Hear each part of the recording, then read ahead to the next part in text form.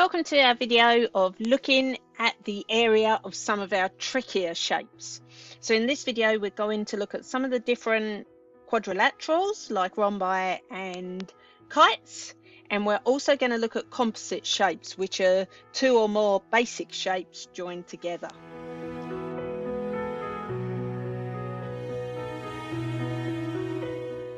Okay, so remember, no matter what type of area we're looking at, the units used once you've found the area is squared. Okay, so whether it's millimeters squared, centimeters squared, kilometers squared, that final area value is the unit squared. And the reason that it's that squared is because it's a two-dimensional shape. Okay, so you're multiplying two sides, two values together.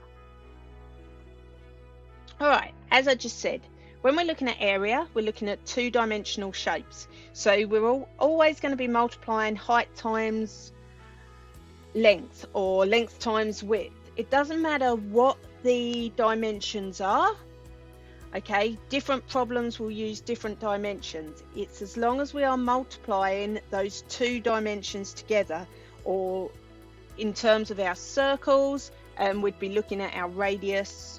Okay, but we are multiplying that value to find our area. Our triangles is base times height. Okay, we've got two values and then we multiply that by half. So it's those two values multiplied together, and whatever the dimension is written in your problem, that's what you're multiplying.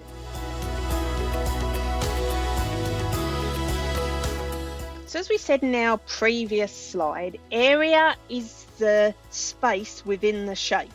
So perimeter is going around the outside, so the outside measurement of the shape, and then area is the space within the shape. So we've got our carrot here. Now the area of this paddock is within the fence, all the space within the fence, whereas the perimeter is the fence line itself. In our previous video on area of the basic shapes, we looked at the conversion of our units of area.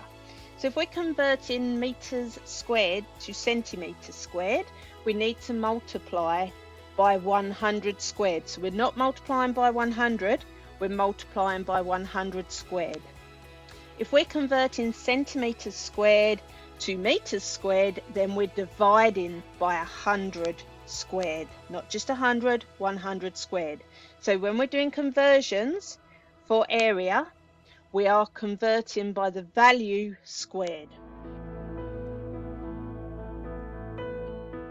Okay, so as I said earlier, area is that space within the shape, and to find it out, because they're two-dimensional, you need to multiply two values together. Okay, so length times width in our rectangle here. Okay, so what are we actually looking at when we, as I say, with area, it's that space within. And if we conceptualize it here, we are multiplying 4 by 9. Now if we draw that into little squares, we've got 4 squares up the side, we've got 9 squares along the top. If we continue to divide our rectangle into squares, multiplying 4 by 9 will give us 36, and we'll have 36 squares there if you want to count them. So in our previous video we talked about the area of triangles. We're going to go over that just once more in this video. So we know that the formula for finding the area of a triangle is half times base times height. But why is it that half? Well, basically, two right angled triangles put together make a rectangle. The area of a rectangle is base times height, okay, or length times width. Remember what I said, those terms of dimension are interchangeable. Okay, so our rectangle here would be base times height. And then if we multiply that by half, it gives us our triangle, because our triangle is half of that shape. Now, if we look at our parallelogram here, we've got one triangle. Okay, now if we just did base times height, like that first triangle, we're going to get the area of a rectangle. Okay, now if we put two triangles of the same shape there together, we get our parallelogram here. And our area of a parallelogram is base times height, but I'll show you why in a moment. Now, with our triangle here, what we've done is we've actually cut this triangle in half. Okay, not in half, sorry, we've cut it down its height line there, and we've put one part of it there, the other part of it here, and we've made our rectangle. So base times height would give us the area of that rectangle. We need to multiply it by half to get our triangle section. Talking about parallelograms, here I am. So here's the parallelogram. Now the area of a parallelogram is base times height. If you cut this end off our parallelogram and take it over there, you've got a rectangle. Base times height. Rhombi and kites. Now these guys are a bit different, okay? You can't cut, it's not going to make a rectangle of the full size. Now if you look at this rhombi, if you make a rectangle out of this full shape, okay, it would be, here they're using the measurements D1 and D2. So you'd multiply D1 by D2 and you'd get a full rectangle here. However, we've just created an extra few triangles filling in these corners then. So what we need to do to make the shape, to make the rectangular shape, if we took that triangle and fitted it there, and this triangle and fitted it there, we would end up with one rectangular shape, which is half the size of that original rectangular shape. Okay, so that's why we do half times D1, so that could be width, times height. Okay, they're using the dimensions D1, D2, so dimension 1, dimension 2. Okay, so that's rhombi. Kites are the same. If we made a rectangle around this shape, we would be magically inventing 4 extra triangles which don't exist in our kite. If we take the bottom left triangle and take it up and place it next to the top left triangle, and we take the bottom right triangle and take it up and fit it in next to the top right triangle, we would make a rectangle half the size of D1 and D2. So that's why we do half times D1, D2. Okay, so we move on to our composite shapes now. So composite shapes are where you join several basic shapes together to get a new shape. Here we've got our house, and our house is made by joining a rectangle, 3 triangles and a square together. So our 3 triangles are making our roof, our rectangle makes our chimney, our square makes our chimney, and our rectangle makes our house body.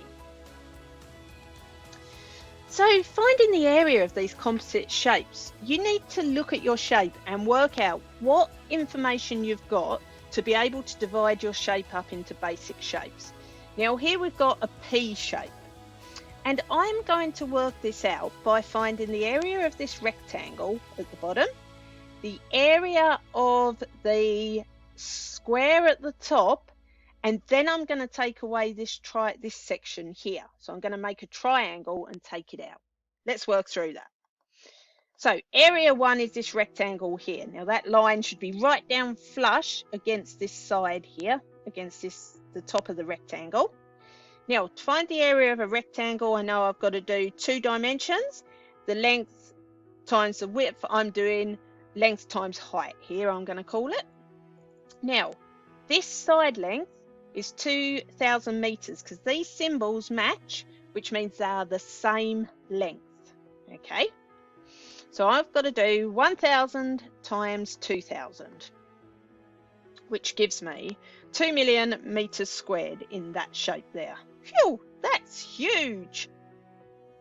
All right, next up we need to find area 2. Now remembering that area 2 is going to have this corner bit included for a moment. Now, I need to find some dimensions here. We've got 5,000 meters for this whole side. I know that this side length here, this little bit here, is thousand meters because it's the same as that. So I'm going to take 2,000 off of the 500. That's giving me 3,000 for that distance there. Cool. All right, now I need to find the base length, and it's 2,000 plus this 1,000 here. Okay, so I've got 3,000 by 3,000. So it's a square. Remember, I'm including this corner up here. Okay, 3,000 multiplied by 3,000 gives me 9 million meters squared. Whew, we've got two pretty big areas here, haven't we? So we know area 1 is 2 million meters squared. We know that area 2 is 9 million meters squared, but we've got to remember that top corner is cut out. So we need to find the area of what we're going to call area 3. Okay, now area 3 is a triangle. We know our triangle is half times base times height. In this case, we've got length A and B, so we're going to do half times A times B. Okay, so we need to find what A and B will be. So we know that it's a square, and we know that the side lengths are 3,000 meters. We also know that this area here is 1,500 meters, and this area here is 1,500 meters.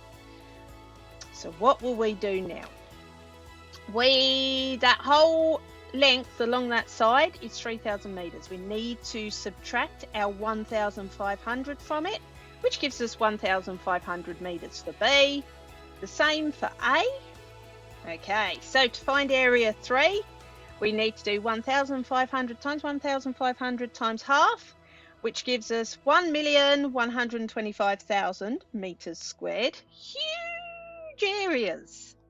All right, now we need to add area 1 and 2 together and take away area 3, which gives us a total area of 9,875,000 meters squared. That's massive. I would then be converting that to hectares or kilometers squared. That's all on this video. Hope you've enjoyed it. Thanks for now.